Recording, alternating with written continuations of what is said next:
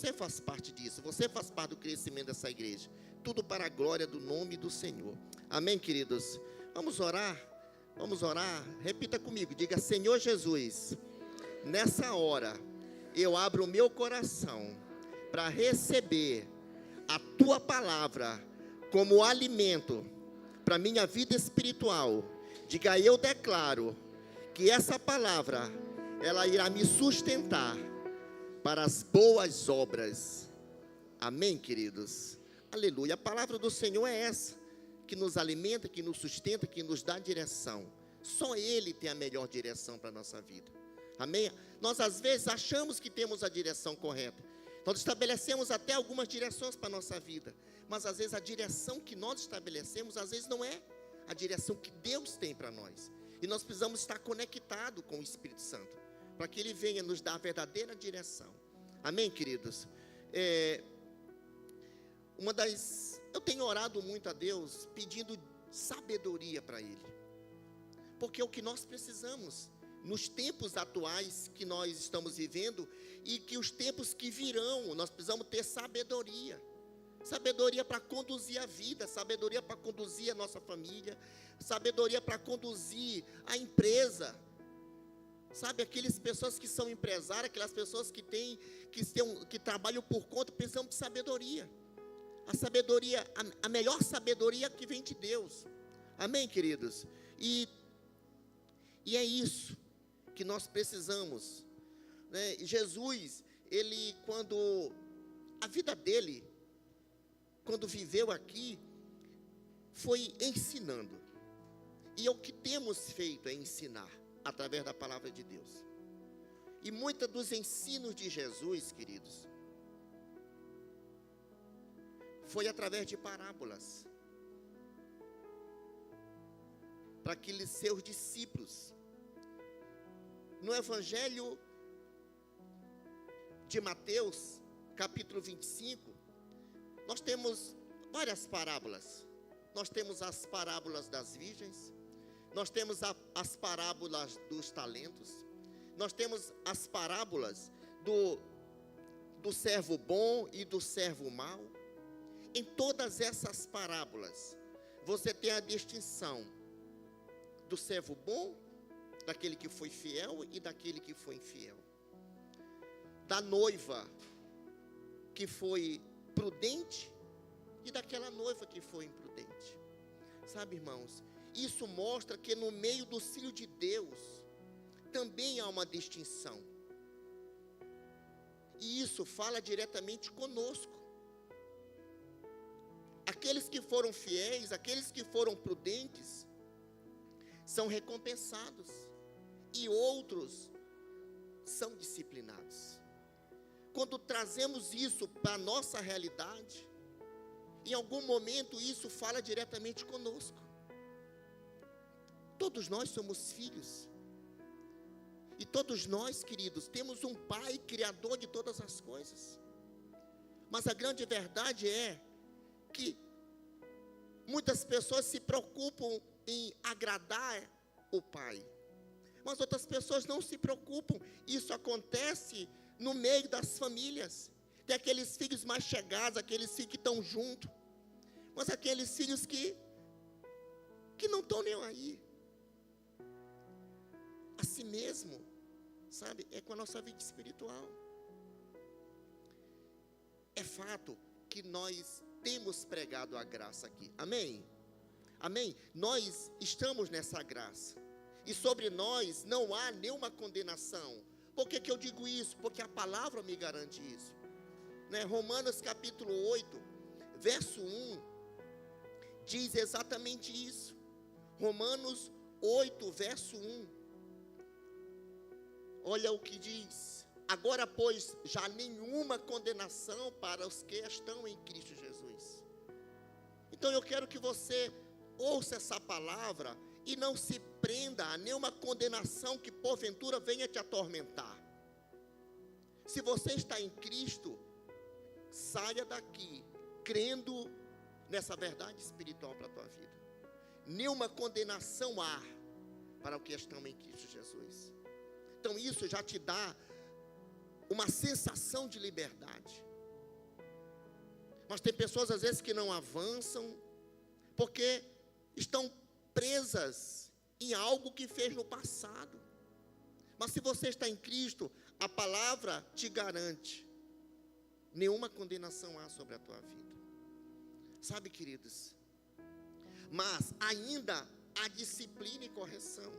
Deus sendo como esse Pai amoroso que nos ama, há disciplina e correção. Não é pelo fato de nós estarmos na graça que nós vamos banalizar tudo e podemos fazer tudo. Não, não se engane. Hebreus capítulo 12, versos 7 e 8.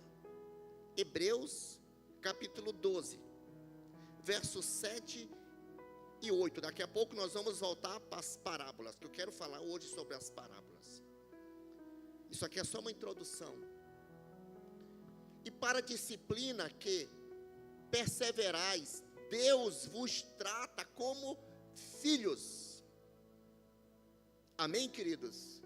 Pois que filho que há, o pai não corrige. Olha só o que o autor de Hebreus está falando. Deus trata com correção, os filhos. Olha o verso 8. Mas se estáis sem correção, de que todos se têm tornado participantes, logo sois bastardos, e não filhos. Então, olha, qual é a conclusão que eu tiro disso? Que o autor de Hebreus está falando. Se eu tenho correção por parte do pai, é porque eu sou filho. E se eu corrijo o meu filho, porque eu quero que ele avance, eu quero que ele melhore, eu quero que ele tenha uma condição melhor. Quantas e quantas vezes eu não corrijo os meus filhos, um está aqui, o outro está trabalhando, porque eu sou um pai cuidadoso, eu sou um pai que ama, eu sou um pai que quer o bem. Esse mesmo sentimento, nós que nos intitulamos filhos, em algumas situações, às vezes, irmãos, nós somos disciplinados. Não é porque Deus não quer bem, não, é porque precisamos ter a perspectiva correta, que Deus nos ama, porque somos filhos. Amém? Nunca tenha uma perspectiva errada de Deus, que sempre olha para você querendo o teu mal, porque você fez isso e aquilo. O autor de Hebreus está falando, se não tem correção, não tem disciplina na tua vida, então você é um bastardo. Mas o pai que verdadeiramente ama o filho, ele corrige. Amém? Porque ele não quer que se perca, ele quer que avance, ele quer estar na eternidade com ele. Amém? Eu posso ouvir um amém? Então existe filhos que se esforçam para agradar o pai, e outros não se importam com a vontade dele. Então isso vai ser um fato de diferenciação naquele dia. Que dia, pastor? No grande dia. Vai chegar o grande dia. E é isso que eu quero falar. Sabe, querido, sobre a parábola das bodas. É um ensinamento de Jesus, que por sua vez fala com seus discípulos, que aponta diretamente para nós. Amém, irmãos? Projeta aí Mateus capítulo 22, a partir do verso 1. Vamos ler comigo.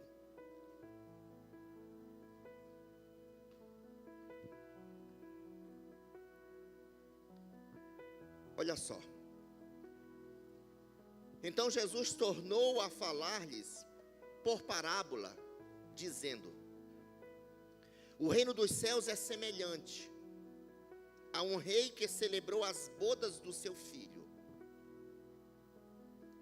Enviou os seus servos a chamar os convidados para as bodas, e estes não quiseram vir. Depois enviou outros servos, ordenando: dizei aos convidados: eis que tenho o meu jantar preparado, os meus bois e cevados já estão mortos, e tudo está pronto, vinde às bodas. Eles, porém, não fazendo caso, foram um para o seu campo, outro para o seu negócio. E outros, apoderando-os dos servos, os ultrajaram e mataram. Mas o rei escolarizou-se.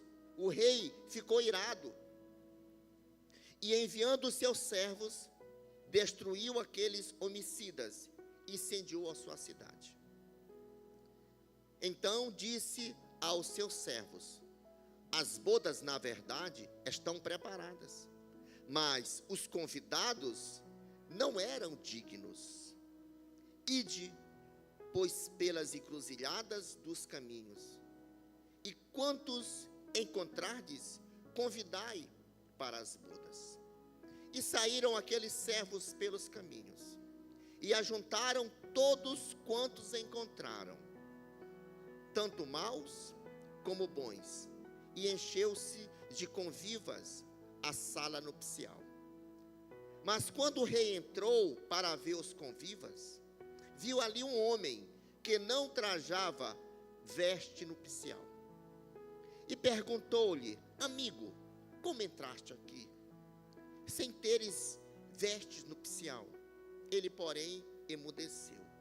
Ordenou então o rei aos servos: amarrai de pés e mãos e lançai-o nas trevas exteriores. Ali haverá choro e ranger de dentes, porque muitos são chamados, mas poucos escolhidos. Amém, queridos? A gente, quando ouve essa parábola dita pelo próprio Jesus, nesse finalzinho aqui, mete medo, né? Foi amarrado pé e mão, foi colocado, né, nas trevas exteriores, e ali haverá choro e ranger de dente. Na nossa breve leitura, nós logo imaginamos vai diretamente para o inferno. Mas eu quero estar esclarecendo isso aqui à luz da palavra. Amém, queridos? Essa parábola, ela se refere uma parte a Israel, amém?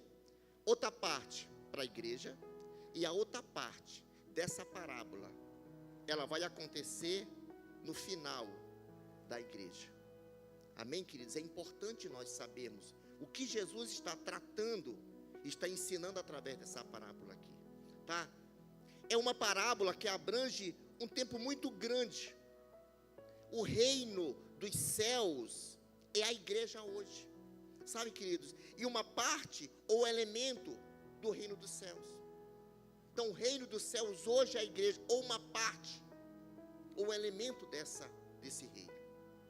Então, nós estamos inseridos nesse reino dos céus que compõe a igreja, os irmãos entenderem. Amém, queridos? E ele começa falando, o ponto 1, que o reino dos céus é semelhante. No versículo 2, ele começa a falar isso, que o reino dos céus é semelhante a um rei que celebrou as bodas do seu filho. No versículo 13, mais precisamente, a partir do verso 32, se não me falha a memória, nós encontramos 3 aspectos dessa semelhança do reino. Amém, queridos? A semelhança do reino, a realidade do reino e a manifestação do reino. Você pode dizer comigo? Diga, a semelhança do reino, a realidade do reino e a manifestação do reino. Sabe, vemos o Senhor Jesus falando o tempo todo a respeito do reino dos céus, que ele é semelhante a alguma coisa. Tem muita coisa na aparência que parece, mas na realidade não é. Muitas coisas se parecem, mas quando você vai ver a essência, não é aquilo que parece. Sabe, queridos, nós vemos hoje igrejas e instituições, todas elas se parecem com o reino e cremos que todas elas são cristãs. Mas a grande verdade é que nós não sabemos exatamente o que acontece dentro delas. Você que vem aqui todos os domingos, você sabe a mensagem que nós transmitimos. Você sabe aqui a liturgia do culto como acontece. Se bem que isso, sabe, irmãos, eu não quero duvidar, nem trazer dúvida de nenhuma igreja de forma aí, que está espalhada no mundo inteiro. Eu creio que elas pregam a palavra de Deus, pessoas estão sendo transformadas, pessoas estão sendo resgatadas, pessoas estão sendo alimentadas pelo Evangelho. Eu creio muito nisso. Mas de modo geral tem muita coisa que parece, mas não é. Então isso, sabe, queridos, tem sido só uma aparência. Então, para além da aparência, existe a realidade do reino. E a realidade do reino hoje é interior. E tem a ver com a habitação do Espírito Santo. Aonde, pastor? Dentro de nós. A realidade do reino, ela tem a ver com a habitação do Espírito Santo dentro de nós. Amém? Sabe, queridos, o reino hoje está dentro de nós. E isso fala do novo nascimento. Uma vez que você reconhece Jesus como seu Senhor e seu Salvador, nesse momento, está havendo um novo nascimento na tua vida. Amém? Um novo nascimento. Isso significa que nos tornamos cidadão dele, desse reino. Nós não vivemos ainda no reino, mas já somos cidadão desse reino. Vivemos aqui como estrangeiro, mas pertencemos a outro reino, o reino celestial, onde nós passaremos a nossa eternidade. Olha que coisa linda. E o próprio Jesus, ele dá diretriz através do Evangelho de Lucas, capítulo 17, verso 20 e 21. Quando os fariseus estavam interrogando a respeito do reino, olha o que Jesus disse, interrogando pelos fariseus, sobre quando o reino de Deus viria. Jesus lhes respondeu: o reino de Deus não vem com aparência exterior. Olha só o que ele diz no versículo 21. Nem dirão, está aqui ou está ali. Pois o reino de Deus está onde, queridos? Está dentro de vós. Logicamente, ele falou que estava dentro dele, porque ele estava falando diretamente para os fariseus. Mas eu quero dizer, olhe para a pessoa que está do seu lado, diga: o reino de Deus está dentro de você. Amém? Então, o que Jesus está dizendo aqui? Olha, o reino de Deus não vem com uma aparência exterior, não vem fazendo barulho, não vem fazendo isso e aquilo, não. O reino de Deus está dentro de nós, faz parte desse novo nascimento. E isso, quando se trata desse novo nascimento, isso muda a nossa estrutura. O apóstolo Paulo fala que as coisas velhas se passaram, tudo se fez novo. E quando se trata disso, as pessoas que estão de fora viram você de um jeito, mas você é uma nova criatura. Essa mudança, ela tem que ser visível na tua vida. Isso é fator determinante para aquelas pessoas que conheciam você de um jeito e passam a ver mudança na tua vida. A tua vida, ela começa a ser automaticamente uma pregação do Evangelho, sem palavras, mas com atitudes, sabe, com testemunho.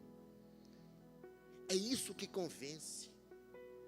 É isso que é o verdadeiro Evangelho, quando é pregado com a tua vida.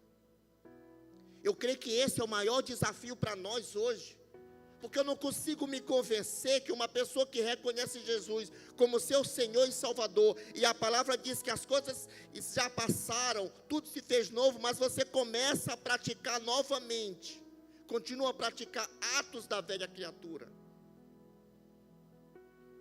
a conta não fecha. Sabe, o reino de Deus está dentro de nós, e isso fala diretamente a linguagem do novo nascimento. Sabe, queridos, e nós passamos automaticamente a viver na terra, mas somos cidadão desse reino. esse reino que ainda, queridos, sabe, não fazemos morada, mas Ele está dentro de nós. Sabe, isso é fator determinante de mudança. Então, essa é a realidade do reino, o novo nascimento. Antes você era reino das trevas, e agora você é reino da luz. Nós estávamos nos pecados, nós estávamos distantes de Deus. Mas a partir do momento que eu digo sim para Jesus, automaticamente eu saio das trevas e começo a andar na luz. Amém, queridos? Aleluia. Mas virá no futuro, queridos, um terceiro aspecto, que é a manifestação do reino. Diga comigo, a manifestação do reino, que acontecerá quando o Senhor Jesus vier nas nuvens em Jerusalém. Então Ele estabelecerá o seu trono e reinará sobre a terra durante 1000 anos. É isso que é a chamada para a igreja. É isso que eu quero que você preste atenção. A tua salvação, você crê com o coração, você confessa, você será salvo. Agora reinar com Cristo, nós precisamos trabalhar em prol disso. Sabe, queridos, hoje nós convivemos com muitas coisas que são a semelhança do reino, mas dentro de nós experimentamos desse reino, sabe? E no futuro veremos a manifestação desse reino. Que alto, glorioso, irmãos. Porque o rei, ele celebrou as bodas do seu filho. Sabe, irmãos, as bodas falam de casamento. Casamento fala de aliança. Amém? Casamento é uma aliança. E uma vez que Deus fez uma aliança com o seu povo, houve um casamento. Sabe, irmãos, agora teremos a festa. Eu diria que a festa está acontecendo. A festa está acontecendo. Nós estamos, hoje, a mensagem que nós pregamos desse púlpito é a mensagem da graça. Tudo já está pronto, tudo já foi preparado. É só para que nós venhamos a desfrutar de tudo aquilo que já está feito. Mas só que o texto começa a dizer que muitos começaram a se dar desculpas para isso e para aquilo. Hoje o convite é: venha participar. A festa aponta para a abundância de Deus que foi preparada, queridos. A festa aponta para a bondade de Deus, através da vida do seu Filho Jesus Cristo. Nós estamos sendo convidados para uma festa. A festa aponta para essa graça que nós pregamos, que nós falamos. Não depende de você fazer nada. Apenas venha, aceite o convite para desfrutar. Sabe, irmãos? E não para trabalhar, e não para se esforçar, a buscar o teu merecimento, não. Já está tudo preparado. Mas para dar fruto, para desfrutar das riquezas desse rei, para desfrutar do banquete que já está pronto. Esse é o Evangelho. Deus, sendo rico, nos convida para participar graciosamente. Olhe para a pessoa que está ao seu lado, diga: não temos que pagar coisa alguma. Diga para ela: somos convidados. Amém, queridos? No ponto 3, os servos são enviados pelo rei. Olha só, olha o que diz aqui no versículo 3. Então enviou os seus servos a chamar os convidados para as bodas, mas estes não quiseram vir. Os seus servos foram enviados para chamar os convidados. O rei mandou os seus servos. Sabe, o que aponta esses servos enviados pelo rei? Sabe, dessa parábola aponta para os profetas do Velho Testamento. Sabe, queridos, até João Batista, todos anunciaram a vinda do Senhor Jesus. Mas João, ele veio pregar o arrependimento. A mensagem de João era: arrependei-vos.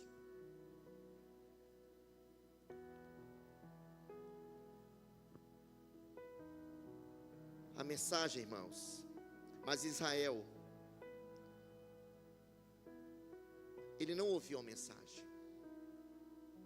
A mensagem era para Israel, porque havia chegado o reino de Deus, que é Cristo.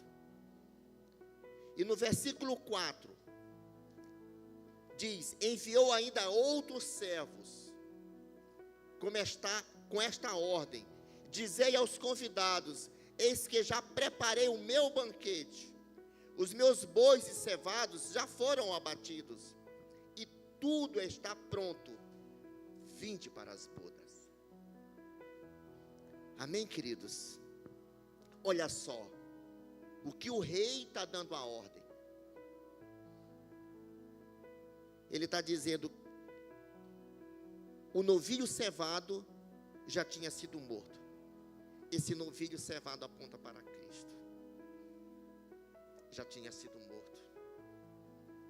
Sabe, o preço já tinha sido pago. Então você percebe o cuidado desse rei. Você percebe a insistência ao convite do rei para que as pessoas viessem só para participar dessa festa. A insistência desse rei. Sabe, queridos, esses outros servos apontam para os apóstolos e os primeiros cristãos anunciando o evangelho. A reação dos convidados, sabe qual é? É indiferente.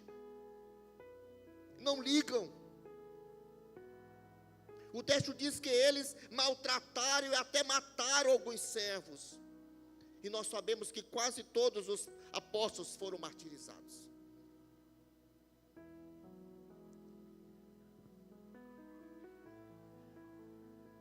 O rei, na sua ira, ele manda incendiar a cidade. Sabe, queridos, a cidade incendiada é Jerusalém, pelo general romano chamado Tito, nos anos 70. A cidade foi destruída, depois de muitos servos de Deus e apóstolos terem sido mortos ali. O Senhor Jesus está contando uma parábola, que também ela é profética.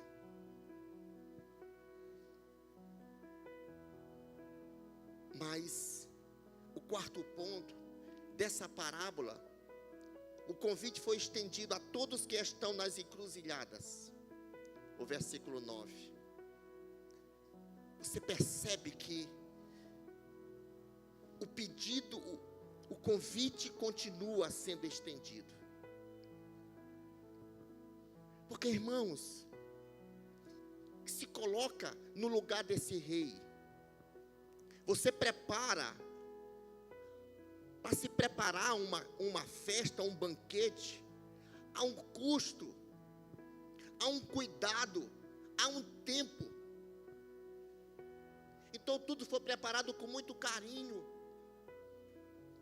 Para se preparar um banquete, primeiramente você tem que ter o desejo no teu coração. Isso aponta para o amor de Deus para comigo e para com cada um de vocês aqui. Sabe, irmãos, o convite foi estendido a todos que estão nas encruzilhadas, uma vez que nenhum dos convidados deram a devida importância para participar desse banquete. Tudo estava preparado. Alguém precisava desfrutar desse banquete.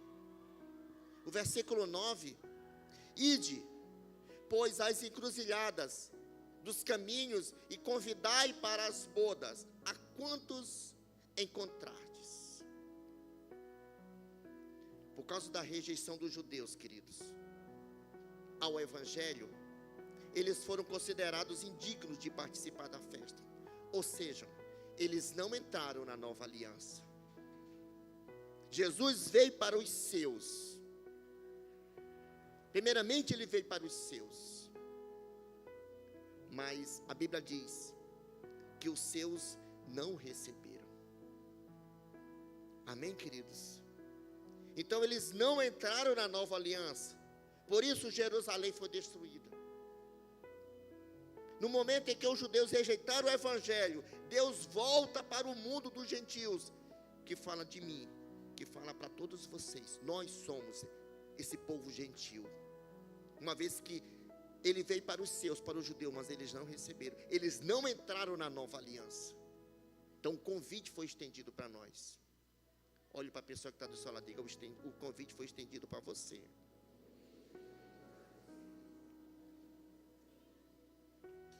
Amém, queridos?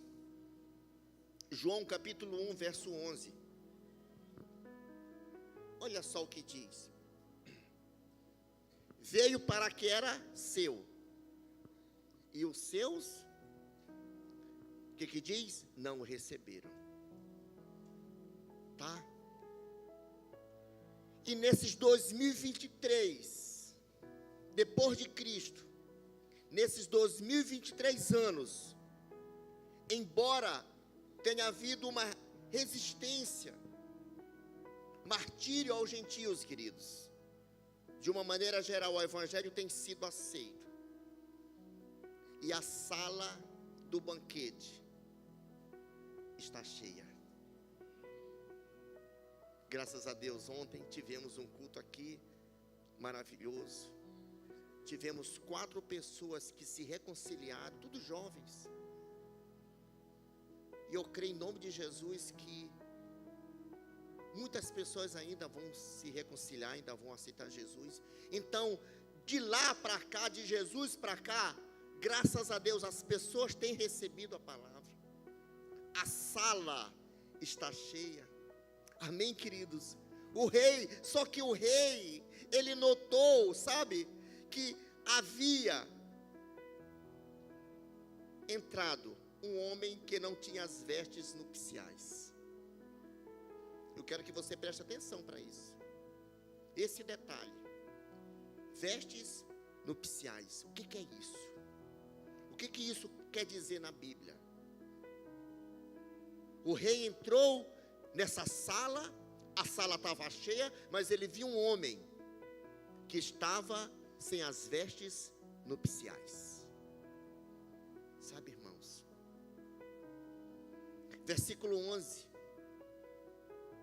Entrando, porém, o rei, para ver os que estavam à mesa, notou ali um homem que não trazia vestes nupciais. Todos que aceitaram o convite e foram, isso aponta para a salvação. Amém? Isso aponta para a salvação. Estão salvos. Esse convite é para vir para Jesus. Toda vez que nós fazemos um apelo, que nós convidamos, você que nunca recebeu Jesus como seu Senhor e Salvador, se você quiser fazer hoje, venha, nós oramos por você. Isso chama-se convite. A pessoa aceitou. Nesse momento a pessoa passa a ser salva. Essas pessoas que entraram, que aceitaram o convite, estavam salvas. Mas nessa sala tinha um homem que não tinha as vestes nupciais. Então esse homem, ele aceitou o convite, mas por alguma razão não estava vestido com a roupa apropriada. E o que tem a ver essa roupa com a nossa realidade? O que tem a ver a roupa com a nossa caminhada? O que isso influencia? Uma vez que eu estou salvo, o que essa roupa nupcial quer dizer na minha vida hoje? O ponto 5. o convidado não tinha veste nupcial.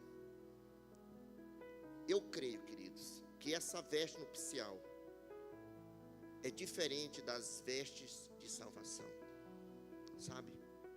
Hoje, todo aquele que já aceitou Jesus como seu Senhor e Salvador, nós passamos a ser justiça de Deus em Cristo Jesus. Amém? Eu sou justiça de Deus em Cristo Jesus. E cada um de vocês que já confessou Jesus como Senhor e Salvador é justiça de Deus em Cristo Jesus. O apóstolo Paulo faz isso, fala isso. Sabe, irmãos? E por isso eu sou aceito diante de Deus.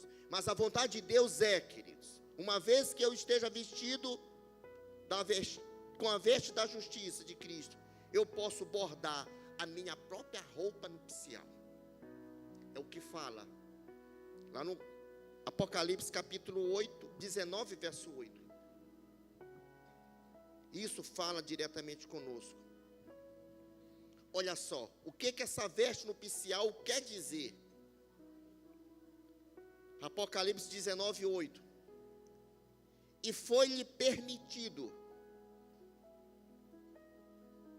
e foi-lhe dado, que se vestisse de linho finíssimo, puro e resplandecente, porque o linho fino são as justiças dos santos. Na minha versão diz: se foi-lhe permitido vestir-se de linho fino, resplandecente e puro, pois o linho fino são as obras justas dos santos. E quando fala de santo, isso fala diretamente conosco. Santo porque somos separados. Isso significa dizer que foi permitido nós prepararmos a nossa roupa, a nossa vestimenta nupcial, que são nossos atos de justiça. Isso requer trabalho. A salvação, eu creio e eu confesso, eu sou salvo. Mas as minhas roupas nupciais são meus atos de justiça. Eu preciso trabalhar. É isso que a palavra está dizendo. Então esse homem, ele foi salvo porque atendeu o convite para a salvação. E ele veio para a festa das bodas. Mas ele não pôde participar do desfrute do rei. Por quê, pastor? Porque não manifestou a justiça de Cristo no seu convívio diário. Então olha só a importância. As vestes nupciais, irmão, são feitas dos nossos atos de justiça, que são as nossas qualificações para entrar no reino. Participar das bodas e receber a recompensa. Nem todos vão reinar com Cristo. Por isso que lá no finalzinho ele diz: muitos são chamados. Eu atendi o chamado do Senhor, eu vou ser salvo. Mas poucos escolhidos, porque isso requer ato de justiça. Isso requer trabalho, envolvimento na obra, que há uma recompensa. Sabe, queridos, a justiça da fé para a salvação, você aceita diante de Deus, mas a veste nupcial é para a participação da festa, que é a recompensa. Amém? Você pode falar isso? Diga: a justiça da fé é para a salvação. Diga: você é aceito diante de Deus. Diga: mas a veste nupcial é para participar da festa, que é a recompensa. Amém? A festa é a recompensa. Todos nós devemos ter duas vestes: a veste da salvação, que é o próprio Cristo e a justiça da fé, e a veste nupcial, que são os nossos atos de justiça, conforme eu falei, Apocalipse 19, 8. Só que, aqui que está o X da questão. Muitas pessoas às vezes não dão a devida importância para isso. Acha que o trabalho é muito irrelevante. Não, eu já aceitei Jesus, eu sei que eu estou salvo, eu vou morar no céu. Amém por isso. Glória a Deus. Mas acredite, eu acho que você deveria sim dar uma devida importância, para que você pudesse ser a recompensa. porque isso chama-se dos vencedores. Os vencedores, eles vão reinar com Cristo durante 1000 anos. Eles não passarão pela grande tribulação. São que vão ser levados. O apóstolo Paulo fala isso. Ao que vencer, sabe, ele vai ter salvo, mas ele vai ter dano. Ele não vai perder a salvação, mas lá no final ele vai sofrer dano. Mas aquele que for resgatado como vencedor, esse vai reinar com Cristo. E se eu perguntar aqui, ninguém quer ficar para passar pela grande tribulação. Todos querem reinar com Cristo, amém? Glória a Deus por isso, isso é maravilhoso. Mas eu quero te dizer, comece a tecer a sua veste de justiça. Comece a dar devida importância para a tua veste de justiça. Olha só o que diz Apocalipse 19:8, eu vou ler novamente.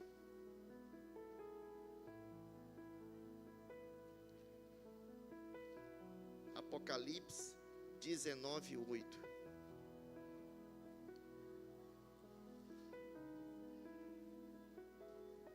Pois lhe foi dado vestir-se de linho finíssimo, resplandecente, ou já foi permitido, já existe uma autorização espiritual, celestial, para que você comece a tecer a sua veste de linho. O linho finíssimo, queridos, aponta para os atos de justiça, que são os atos de justiça dos santos. Então, precisamos sim dar a devida importância. No dia de Jesus, irmãos, as vestes dos convidados eram muitas vezes fornecidas pelo próprio dono da festa.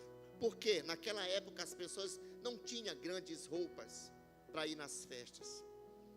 Então o dono da festa frequentemente ele dava uma túnica que servia aos convidados participar da festa. Foi isso que o Senhor Jesus fez por nós. Preparou para nós as vestes de justiça. Sabe, queridos, Ele é o dono da festa. Nós somos os convidados. Então esse homem que estava na festa, mas não estava com as roupas nupciais, de alguma maneira, parece ter confiado na sua justiça própria.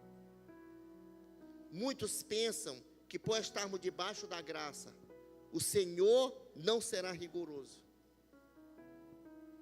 O Senhor, Pai de todas as coisas, é o meu Pai, e Ele é o seu Pai. Sabe, Ele é amoroso, Ele é cuidadoso, Ele não é desleixado. Nós como filhos, em algum momento, se Ele quer o nosso crescimento, o seu crescimento, o meu crescimento, em algum momento, queridos, Ele vai ser severo conosco. Mas não é porque Ele não nos ama, não, Ele quer o nosso crescimento, Ele quer o nosso bem. Mesmo, pastor, mas nós não estamos debaixo da graça? Estamos. O apóstolo Paulo mesmo fala, não torne essa graça de Deus vã na sua vida. Essa graça de Deus vã, ela vai muito além. Hoje nós somos alcançados pela graça. A graça que eu e você estamos inseridos nelas, não é para nós cruzarmos os braços e fazer vista grossa de uma obra que está em andamento. Já foi autorizado a você fazer as tuas vestes de justiça.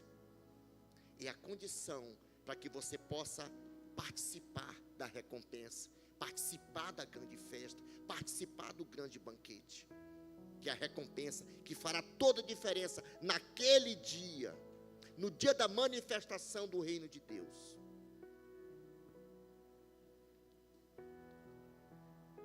O sexto ponto e o penúltimo, a Bíblia diz que ele entrou pela porta, no versículo 12.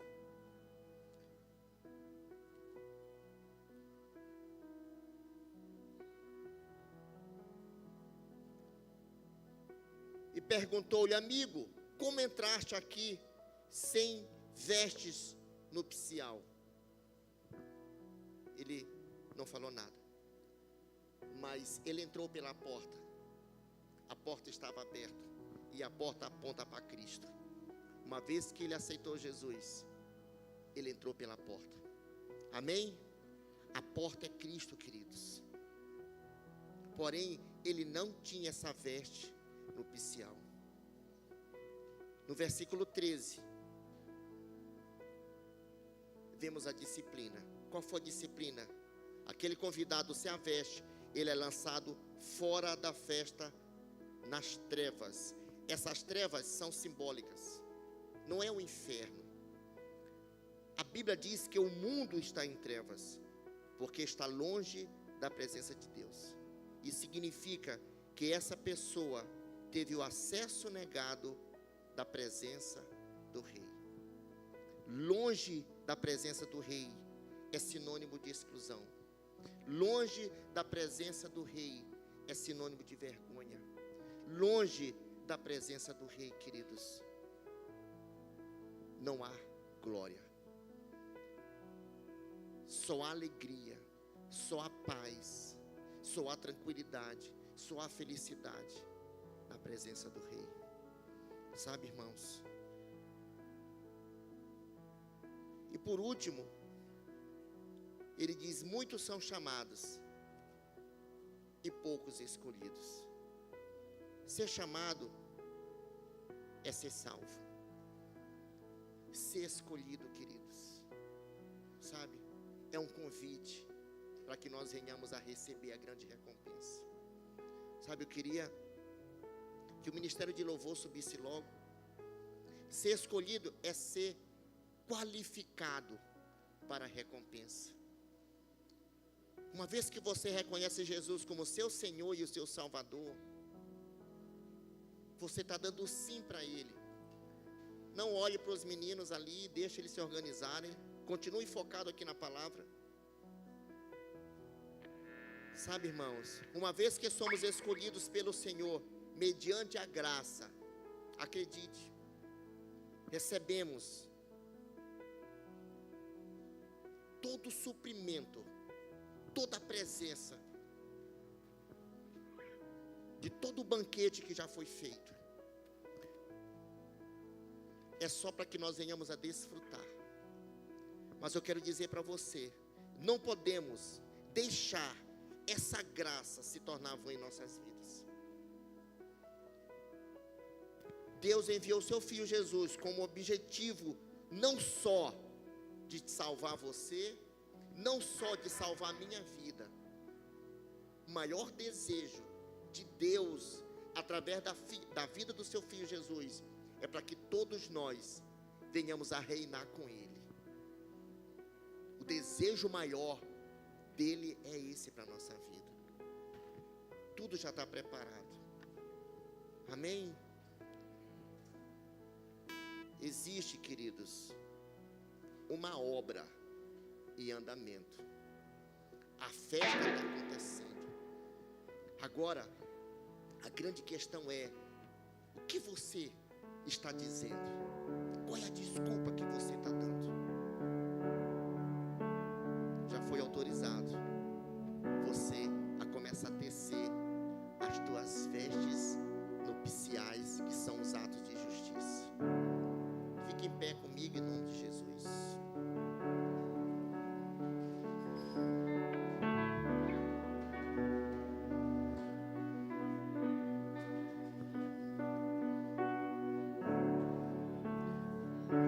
Quero que você feche teus olhos. Que a morte de Jesus ali na cruz, irmãos, quando Jesus foi lá na cruz e morreu, a morte que era para você, a morte que era para mim, ali foi pago um preço. Quando o Senhor Jesus ele começa a ensinar para aqueles discípulos, começa a falar por parábolas, ele diz que o novilho foi morto. O novilho aponta para ele. A morte ali na cruz ela não teve só como propósito de me salvar e te salvar. A morte de Jesus ali na cruz, queridos, foi muito mais além disso. E hoje o Senhor lhe te chama para que você possa ouvir e aceitar o seu convite para participar desse grande banquete que já está feito. A vida está em curso, a festa está acontecendo.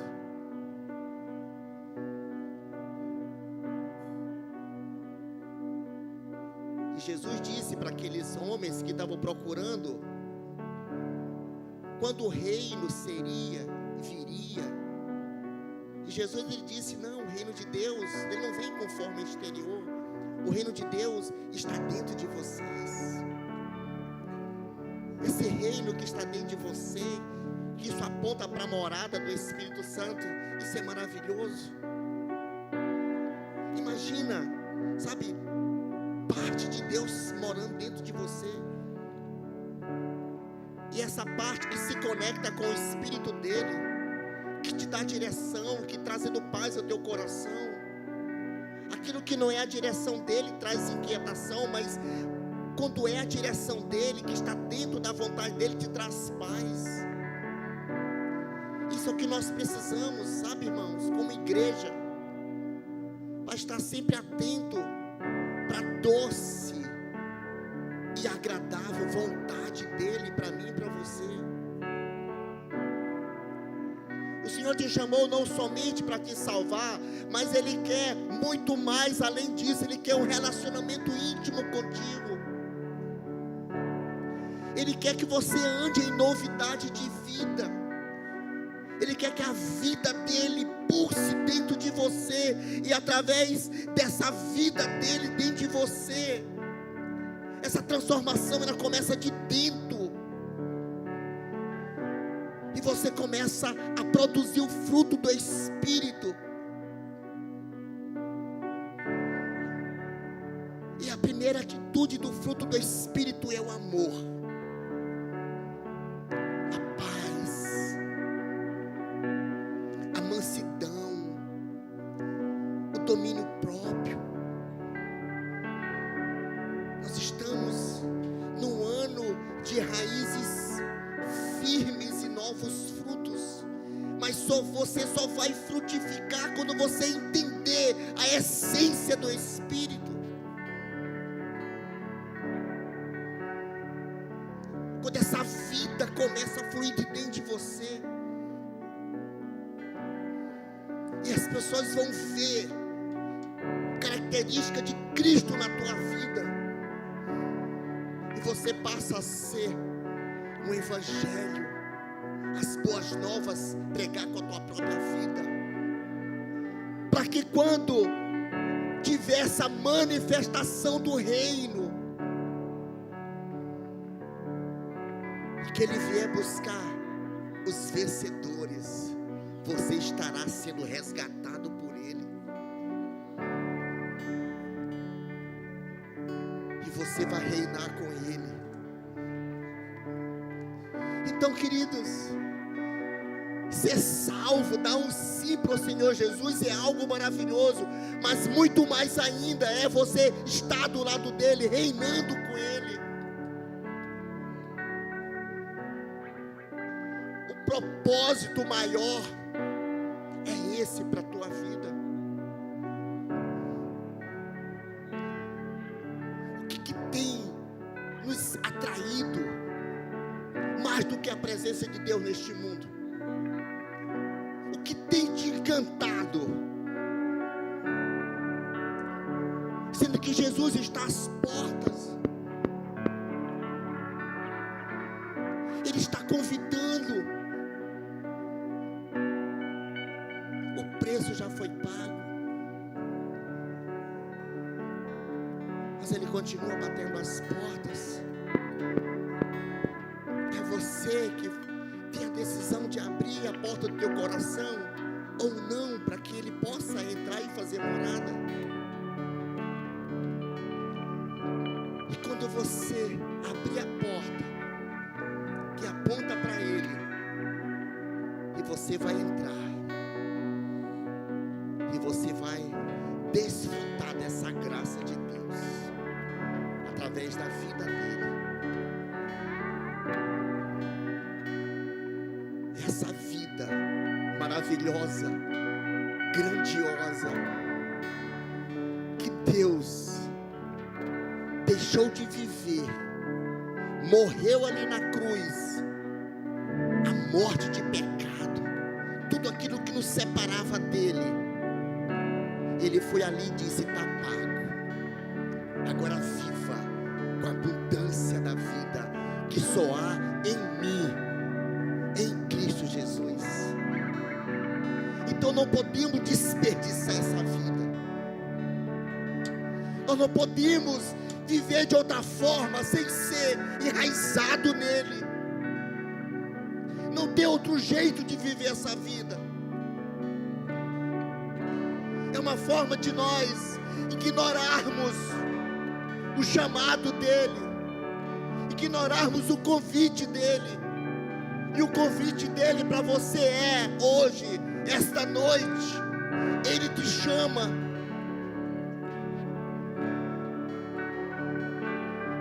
A grande questão é: qual é a tua resposta para o Senhor Jesus esta noite? Você quer se render?